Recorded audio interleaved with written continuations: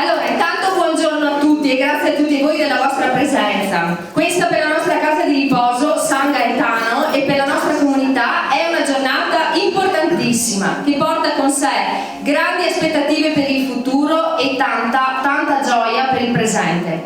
È con immenso piacere che l'amministrazione comunale di Crespino, il sindaco nella mia persona, anche presidente e direttore della struttura, dà il benvenuto a tutti voi, ringraziandovi fin d'ora per essere intervenuti a festeggiare l'inaugurazione e l'apertura della nuova ala della casa di riposo San Gaetano di Crespino.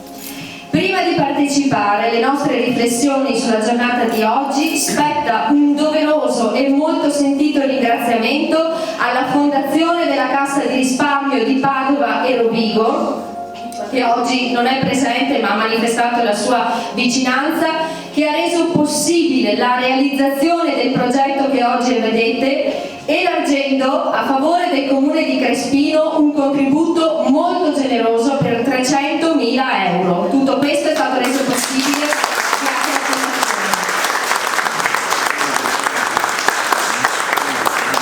Un ringraziamento sentito va anche alla Regione Veneto. Oggi purtroppo né il Presidente, né l'assessore Lazzarin, né l'assessore Carazzari sono presenti perché impegnati in altro impegno istituzionale, ma hanno mandato i loro saluti che poi vi leggerò, che in tutto questo tempo hanno supportato in ogni modo possibile la nostra struttura comunale per vedere realizzato il progetto di ampliamento ed adeguamento della struttura San Gaetano.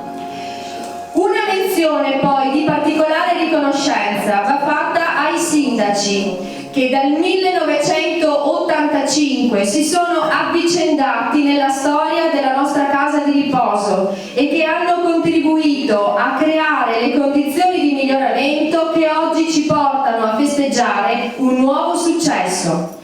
Grazie di cuore, nell'ordine, al sindaco Pio Luigi Zambelli, sindaco dall'85 al 95, che ha segnato la nascita della casa di riposo con il primo mattone per un valore di 1 miliardo di vecchie lire finanziato dalla Regione Veneto.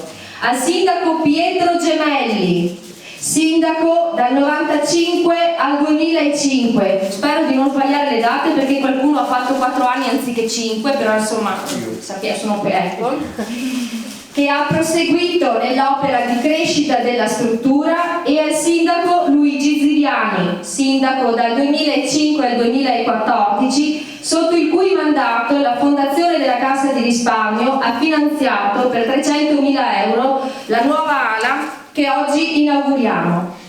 Abbiamo voluto invitare tutti e tre i sindaci che hanno fatto la storia, ciascuno con il proprio sentire e la propria sensibilità e competenza politica. Hanno fatto la storia della nostra casa di riposo, volendo in tal modo rendere onore a chi con tanto impegno e dedizione ha contribuito a far crescere una struttura importante per la vita della nostra comunità. Io non so chi ha stilato la graduatoria dove ha collocato la provincia di Rovigo al 70° posto. Molto probabilmente non è riuscito a prendere visione di queste strutture, ma non soltanto di questa, ma di tante altre che ci sono nel nostro meraviglioso territorio del Polesano.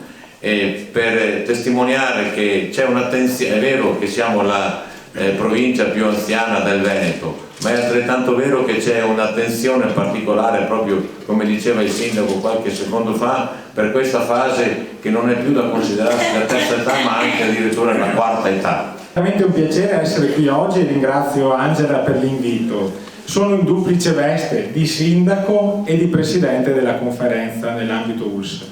Sono stato nominato dai miei 41 colleghi del distretto 1, quindi è veramente una soddisfazione.